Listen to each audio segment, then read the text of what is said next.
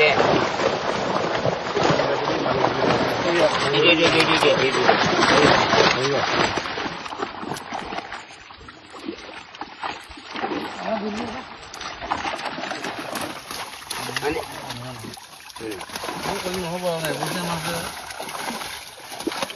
কথা মই সৰুৰ পৰাই মাছ মাৰোঁ আৰু মই পুখুৰীত মাছ ধৰোঁ, ধান খেতি কৰোঁ, মাছৰ খেতি কৰোঁ আৰু মই সেইটো মোৰ হেৰিয়ে বৃত্তিয়ে। গতিকে ইয়াক লৈ মই জীয়াই আছোঁ। অকল যে বিধায়ক হৈ জীয়াই আছোঁ এনে নহয় নহয়। মই বহু 83 পৰাই মই মাছৰ ব্যৱহাৰ কৰোঁ আৰু মই খেতি কৰোঁ। গতিকে মই এইটো কৰ্ম, এইটো বৃত্তি।